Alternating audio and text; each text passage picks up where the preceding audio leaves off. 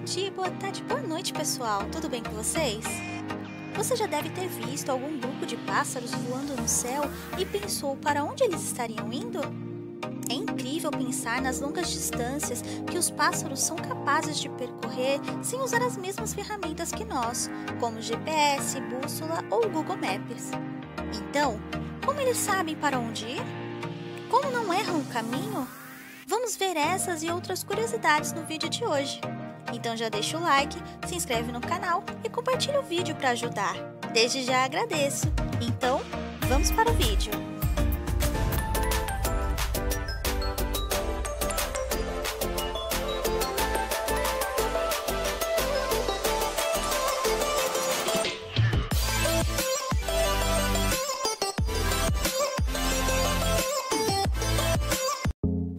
Por que as aves migram? De acordo com a evolução das espécies, o surgimento da migração de pássaros pode ter ocorrido quando estes começaram a se movimentar para outras áreas, em curta distância, para aumentar as chances de encontrar melhores alimentos e se reproduzirem. Aqueles indivíduos que faziam isso alcançavam na maioria das vezes um maior desempenho reprodutivo, gerando mais descendentes, por exemplo, e passavam esse comportamento migratório para os seus filhotes, que por sua vez acabavam aumentando a distância percorrida para obter melhores recursos. Fatores que engatilham a migração. Os fatores que engatilham a migração das aves são vários, como percepção de dias mais curtos, temperaturas mais amenas, escassez de alimentos e predisposição genética. Em geral, as aves se movem de áreas com poucos recursos para áreas com mais recursos. As duas fontes primárias de recursos são alimentos e locais para se reproduzirem. As aves encontram alimentos como insetos e plantas e também lugares para fazer ninhos em ambientes com clima mais favorável, como durante a primavera. Já no inverno, elas se locomovem para outro lugar. Apesar do frio ser um fator que favorece a migração, muitas aves são capazes de aguentar temperaturas congelantes se ainda há alimentos disponíveis. O instinto migratório é tão forte que, em alguns casos, pessoas que alojavam pássaros migratórios em gaiolas percebiam que no período da migração, esses pássaros ficavam extremamente inquietos e agitados. Como as aves navegam? Para as aves migrarem com sucesso, elas precisam de habilidades como percepção do norte magnético da Terra, que seria uma espécie de bússola interna, coordenação motora, noção de tempo e visão aguçada para perceber diferentes relevos, luzes, cores e movimentos. O processamento dessas informações é realizado no cérebro, e as regiões mais importantes deste para a migração incluem o tencéfalo, o cerebelo e o lobo óptico. Quando os dias encurtam, os receptores do cérebro, que percebem a luz, desencadeiam mudanças hormonais, que estimulam as aves a trocar para penas que aguentam o rigor de um voo longo. Além disso, as aves aumentam o apetite e começam a comer vorazmente, ganhando grande quantidade de peso. Algumas espécies, que se alimentam de insetos, também suplementam a dieta com frutas, grãos e outros alimentos que são convertidos em gordura corporal que fornecerá energia durante o voo. As mudanças hormonais também fazem com que os pássaros comecem a ficar muito inquietos, principalmente à noite. Bússola interna e o norte magnético da Terra. Cientistas descobriram que proteínas presentes nos olhos dos pássaros permitem com que eles vejam o campo magnético da Terra. A proteína Cry4 faz parte de uma classe de proteínas chamada de criptocromos, os quais são fotorreceptores sensíveis à luz azul, capazes de reconhecer emaranhado de elétrons, os quais variam de acordo com o campo magnético da Terra. Assim, é provável que essa proteína é responsável por uma espécie de sexto sentido das aves, fazendo com que elas saibam exatamente qual a direção seguir durante a migração. No tempo, se pensou que o norte geográfico e o norte magnético eram um só, mas não são. O norte geográfico é a direção que leva em conta o eixo da Terra, ou seja, a linha imaginária entre os polos sul e norte. É usualmente utilizado na navegação. Já o norte magnético é a direção apontada pela bússola, que é determinada pelo magnetismo da Terra, que não é exatamente igual ao eixo terrestre. Portanto, os dois são totalmente diferentes, sendo o norte geográfico fixo e o norte magnético variável. Para onde migrar? Existem rotas de migração por todo o planeta. Algumas aves, como a trinta-reis ártico, percorrem até 20.000 quilômetros de distância do Ártico até a Antártida, durante 9 meses do ano. As rotas de migração sempre são sinuosas e nunca em linha reta. Mas por quê? É mais fácil voar em direções que seguem as correntes de ar e por cima dos continentes, uma vez que aves de pequeno porte podem fazer pequenas paradas para descansar e repor as energias. Esse trajeto pode ser mais longo, mas o gasto energético devido ao esforço de voar contra as correntes é menor. As rotas migratórias também são conhecidas como flyways. Existem um total de 8 no mundo todo, sendo que 3 delas sobrepõem-se sobre as Américas, Atlântida, Central e Pacífica.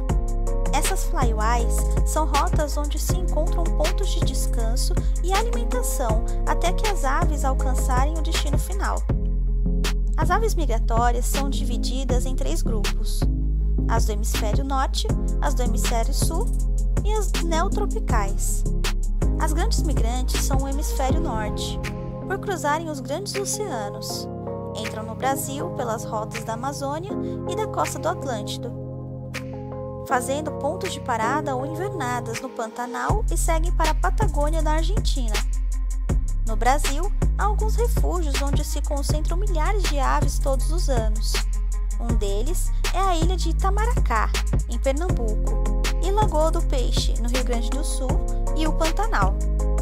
Mas existem diversos outros pontos de invernada pelo Brasil.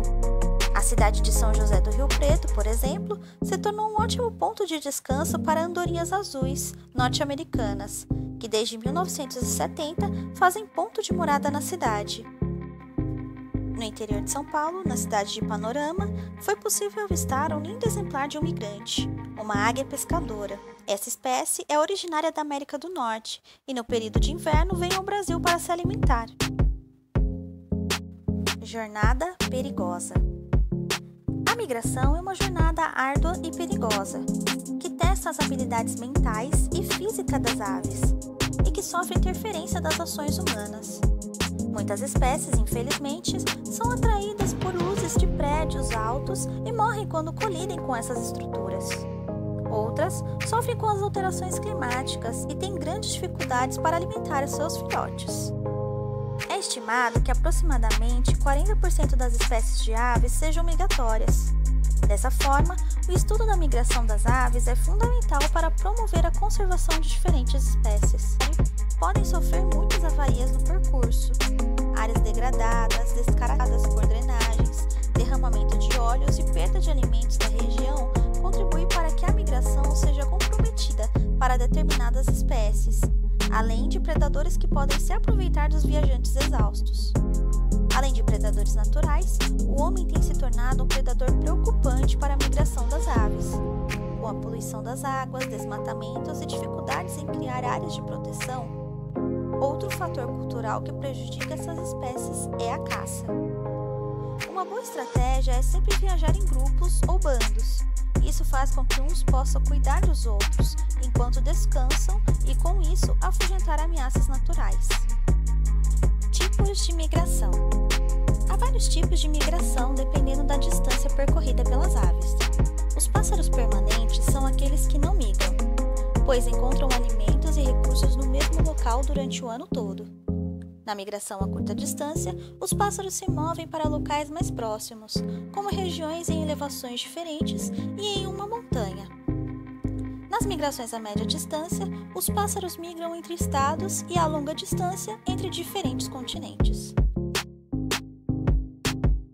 O animal que mais viaja parado é a andorinha do Ártico. Cerca de 2 milhões desses pássaros viajam, em média, 71.000 quilômetros para tirar férias de verão, voando da Groenlândia para a Antártida. Para fins de comparação, a viagem equivale a quase 2 voltas ao redor da Terra.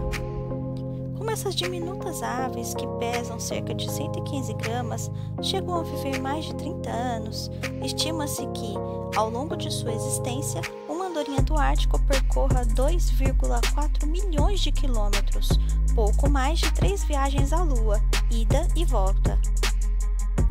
Campeão de longas distâncias. O bobo escuro, parente do albatroz, é a ave que mais voa no mundo. Após ser acompanhado de forma eletrônica, os pesquisadores descobriram que a espécie percorreu 70 mil quilômetros em apenas 200 dias. Ou seja, o pássaro voou em média quase 350 quilômetros por dia. De acordo com a pesquisa, o bobo escuro saiu do Havaí, passou pela Nova Zelândia, Polinésia e Japão, antes de retornar ao seu ponto de origem. Você sabia? Alguns grupos se organizam em formato de V. Essa formação contribui para que as aves gastem menos energia, pois aproveitam as correntes de ar dos companheiros. Os mais velhos e mais fortes do bando sempre tomam a frente por terem mais resistência e força. E quando se cansam, vão para o fim da fila. Isso proporciona mais conforto e menos gasto de energia, permitindo viagens mais longas. E aí, gostaram das curiosidades do vídeo de hoje? Tem alguma sugestão de tema para os próximos vídeos que você queira saber mais? Deixa aqui nos comentários. Para outras curiosidades, assistam os outros vídeos do canal, vão estar aqui na tela final do vídeo. E não esqueça de ativar o sininho com as notificações para receber em primeira mão quando a gente lançar um vídeo novo. Obrigada por assistir, até mais!